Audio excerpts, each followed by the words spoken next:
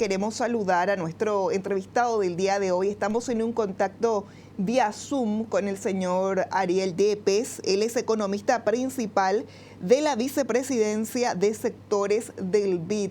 ¿Qué tal, señor Ariel? ¿Cómo está? Nina, un placer saludarte. Muy buenas tardes y gracias por invitarme a participar. Bienvenido al programa. Contactamos con usted porque queremos que nos cuente, por favor, que nos comente acerca de esta publicación que realizaron, que también ya me va a comentar en conjunto con quién lo realizaron, que habla acerca de economía de las pérdidas de electricidad en América Latina y el Caribe. ¿De qué se trata este informe? Un placer y de verdad que es no solo muy importante para nosotros poder diseminar toda la información que conseguimos a través de este importante reporte para el Banco Interamericano de Desarrollo, sino sobre todo lo que nos interesa es tener impacto en la forma en la que se hacen las cosas en la distribución de energía en Latinoamérica y el Caribe.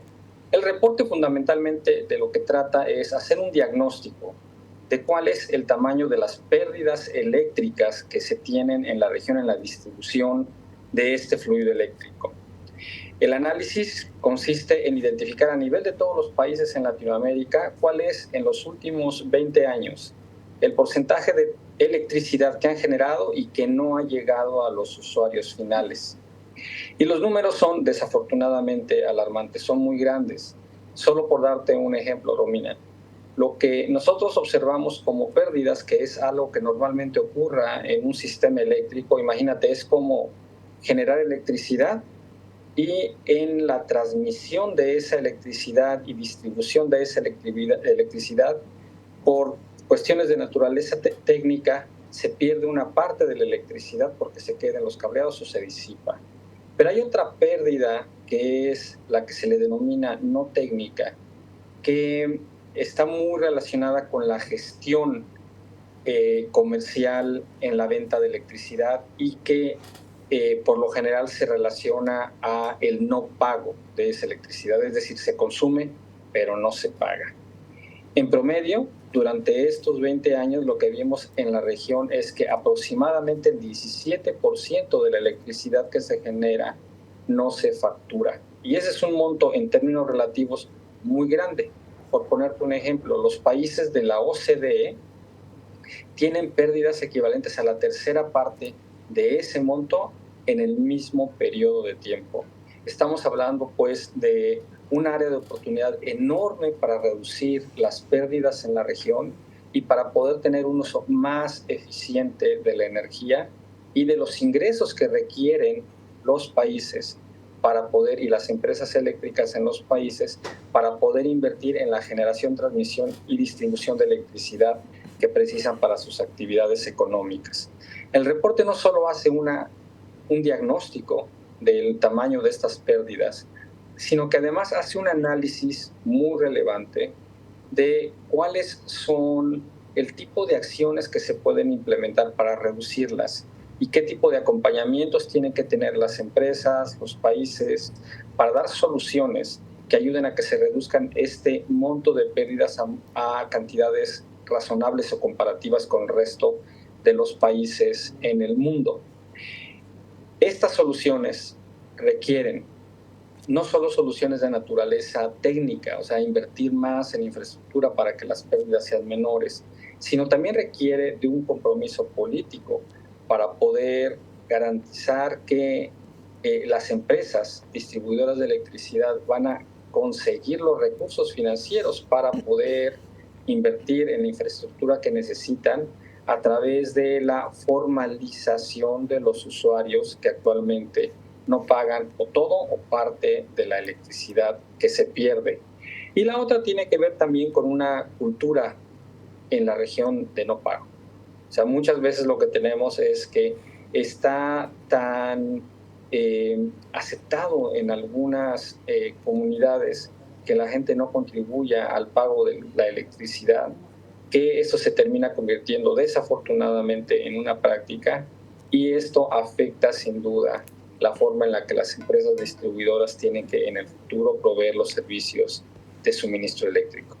Señor Ariel, me imagino que Paraguay está dentro de estas cifras.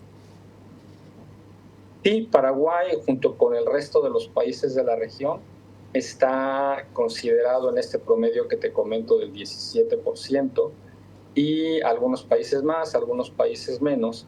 Lo que observamos es que si bien en promedio es 17%, el promedio, pues bueno, es eso, es el reflejo de lo que se hace en una región, pero no es un indicador de lo que está pasando en cada uno de los países en particular.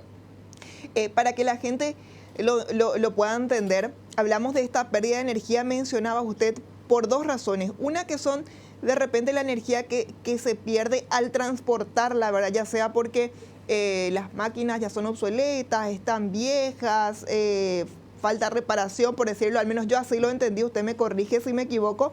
Y lo segundo sería por la gente que se conecta de forma clandestina, como usted decía, la cultura del no pago, ¿verdad?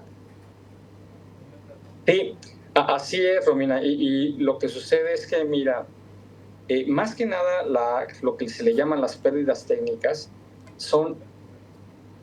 están relacionadas con la cantidad de electricidad que no llega al usuario final porque se pierde en la transmisión y en la distribución de esa electricidad. Se pierden los cables, ¿sí? Y mucho está relacionado con cuestiones de naturaleza técnica, disipación térmica o con falta de inversión para poder hacer que el fluido eléctrico llegue de manera más efectiva a los usuarios finales. Y la otra que tú comentas totalmente certera, de manera muy certera, es esta informalidad en el pago de la factura, que puede ser en algunos casos relacionado al no pago completo, porque están conectados de manera totalmente ilegal, o en algunos casos, aunque estén conectados, que en partes del día hagan alguna intervención de naturaleza técnica en el cableado para que esa electricidad no se facture, no pase por el medidor. Señor Ariel, ya sabemos que esto evidentemente afecta de forma económica a todos estos países que forman parte, ¿verdad?, de esta situación, pero también, por otro lado, que no deja de ser importante, también está afectando al medio ambiente. Sí, claro, y qué bueno y muy pertinente el comentario que tú estás haciendo ahí, Romina, porque mira, lo que ocurre es lo siguiente. Cuando la gente tiene esta cultura de no pago o algunas empresas o algunas industrias, las empresas generadoras de electricidad se ven en ocasiones en la necesidad de tener que generar más electricidad de la que debería normalmente estar recibiendo el mercado simplemente porque no se paga. Esa generación incremental que no se requiere si la gente estuviera pagando por el servicio eléctrico, tiene vinculada a esa generación una mayor cantidad de emisiones de gases de efecto invernadero.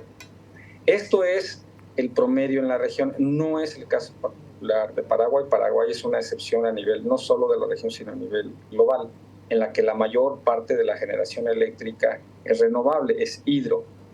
Pero cuando tú tienes un país en que la electricidad se genera prácticamente toda con combustibles fósiles, esa energía incremental que se tiene que llevar al sistema eléctrico para cubrir la demanda eléctrica tiene que ser generada con combustibles fósiles, y esos combustibles generan una mayor cantidad de contaminación.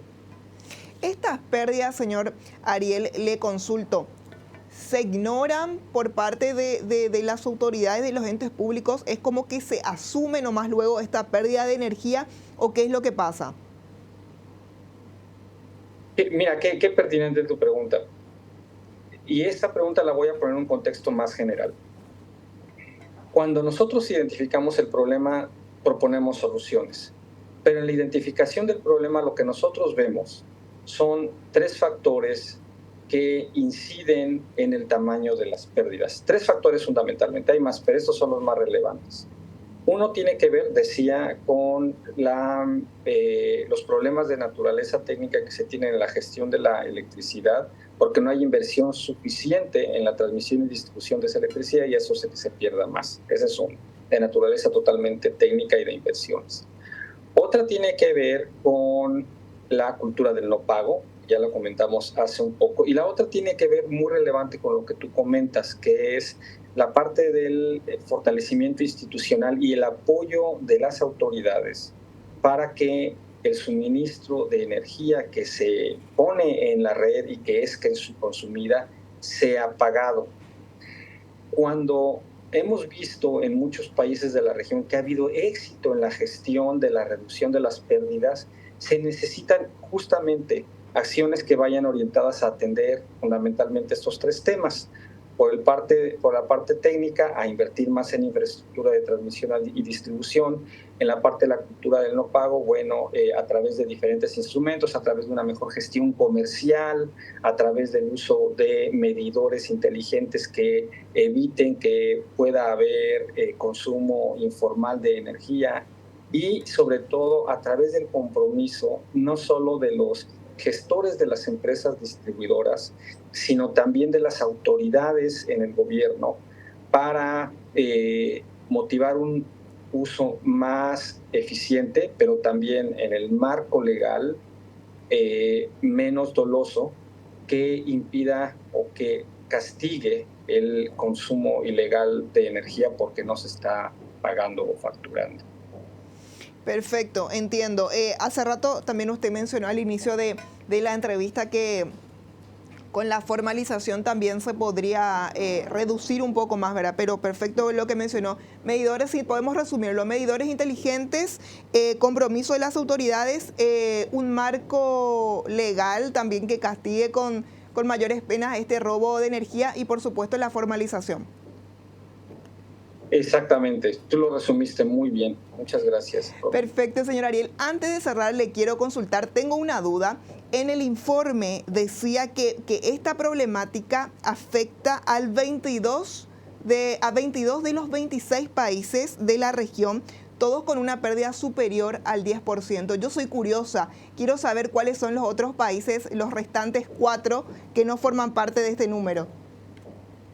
Bueno, mira, ha habido una práctica interesante en muchos de estos países para reducir las pérdidas, y son los que se encuentran en la distribución de las pérdidas a nivel de toda la región, aquellas con los niveles más bajos de pérdidas y que prácticamente son las que están vinculadas a las pérdidas técnicas.